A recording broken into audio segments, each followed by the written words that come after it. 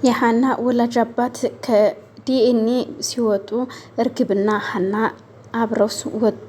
እሺ መጣችሁ ልጆች ሲላቸው አዎ መጣን ጋሼ ስትለው ሀና እርግብም አዎ አባዬ አለችው። ቀድሞ ግን የተቀበለው ሀናን ነበርና እርግብ ብዙም ደስተኛ አይደለችም።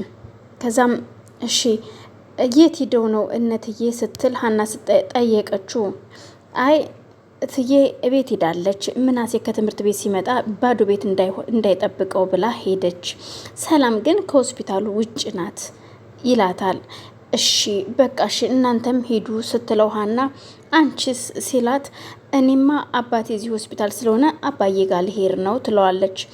እሺ አንዴ እርግብ ውጭ ተጠብቂኝ ሀናን ማናገራን ነገር አለ ሲላት ምን ነው የዚህን ያክል ብቻን የሚያስወራ ነው እንዴ ስትለው ትንሽ ነው በዛውም ሰላምን ታገኛታለሽ ጠብቁኝ እዛ ሲላት እሺ ብላ ደስ ባይላትም ወጣ ሄደች እርግብ። ከዛም ሀና አባትሽን አሳይኝ እስኪ ልያቸው ሲላት ማለት ጋሼ ምንድን ነው ስትል በድንጋጤ ትጠይቀዋለች። ምክንያቱም ያንቺ አባት መልካም አባት እንደሆኑ ሰላምና ምናሴ ነግረውኛል ይላታል።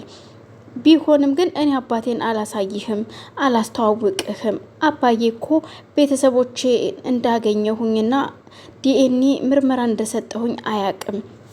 ይህን ደግሞ አንተ እንደነሱ ቤተሰብ ከሆንክ መሆንክን ካወቀ አባቴ ይሞትብኛል ስትለው ማለት አልገባኝም ሀና ሲላት አዎ ጋሼ አባቴ ሰው ቤት እንደምሰራ አያቅም፣ ሰራተኛ እንደሆንኩኝ አያቅም። ስለዚህ ዛሬ ደግሞ ቤተሰቦቼን አግኝቼ ለዲኤንኤ ምርመራ እንደሄድኩኝም አያቅም። ስለዚህ አላሳይህም አላስተዋውቅህም አባቴን ትለዋለች። ይሄ ምን ችግር አለው?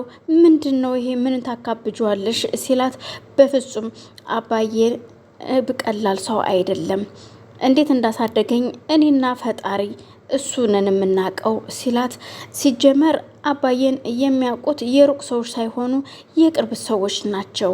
ስለዚህ እኔ አላሳይህም ጋሼ ሂድ ወደ ቤት ትለውና እና እንግዲህ ካልሽ ምንም ችግር የለውም እሺ በቃ ካልሽ ውጤቱ ምንም ይሁን ምንም እንዳትጨነቂ ሲላት እሺ ጋሼ እኔ ስለ ውጤቱ ምንም ይሁን ምንም አይደንቀኝም። እኔ የማንነት ጥያቄ ለማወቅ ነው እንጂ ከናንተ ዘመድም ገንዘብም ሀብትም ንብረትም ፈልጌ አይደለም የመጣሁትኝ። እግዚአብሔር ይመስገን ከቤተሰብ በላይ የሆነ አባት አለኝ። ቻው ጋሼ ብላ ጥላው ትሄዳለች።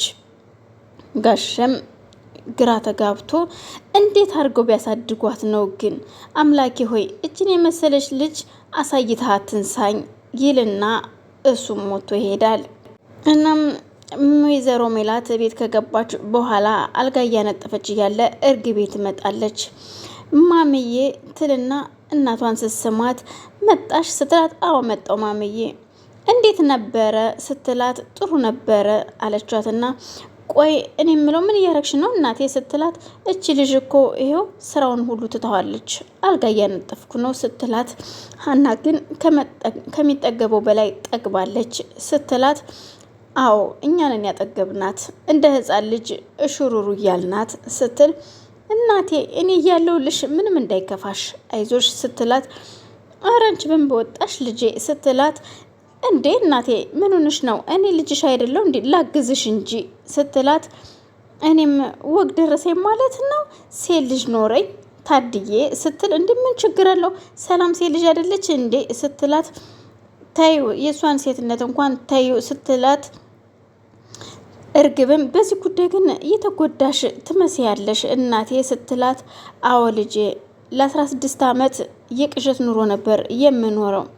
እስኪ እናቴ ቁጭ በይና ንገሪኝ ለምን እንደዚህ ተጎዳሽ እያለች እርግብም አንጀቷን ለመብላት ወይዘሮ ሜላትን ቁጭ ብላ ካጠገቧ ታዋራታለች።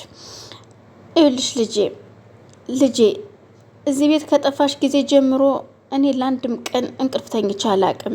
እንቅልፍ ሸለብ ሲያረገኝ ትመጭብኛለሽ ልጄ ሌት ከቀን ፎቶሽን ታቀፌ ነው ትላታለች። ይሄ ደግሞ ሰላምን ይረብሻት ነበረ። ለምን እማ ስትላት ያንቺን ፎቶ አቅፌ ምናሴንና ሰላምን ትቻቸው ነበረ።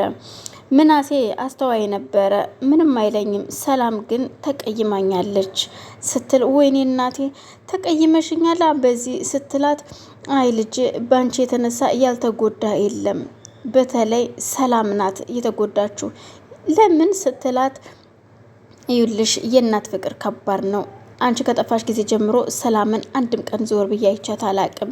ይኸው ትምህርቷን አቋረጠች፣ ሁለ ነገሯን ተወች፣ የልጅነት ጊዜዋን ሁሉ ፈጀችው እና ብቻ በቃ እማዬ ተይው ሁሉንም ነገር ያለፈው ሁሉ አልፏል ስትላት፣ እሱማ ወልጄ እግዚአብሔር ይመስገን ከቤቴ ድረስ መተሽልኛል ልጄ፣ አዎ መጥቼልሻለሁ እማትልና አቅፋ ስማ ሀና ዶክተሩ ጠርቷት ነይ እስኪ ብሏት፣ ነይ እስኪ የሆነ ነገር ልጠይቅሽ ነው። ለምንድን ነው ወይዘሮ ሜላትን ቤተሰቦች ናቸው ያልሽው ሲላት፣ አዎ ዶክተር አሁን እቤታቸው እኔ እርግብ ነኝ ብላ የመጣችዋ ልጅ የኔን ህይወት፣ የኔን ማንነት፣ የኔን ታሪክ የሰረቀች ናት። ስለዚህ እሷ ደግሞ ይዛ የቀረበችው ፎቶና መስቀል የኔ መስቀል ነው።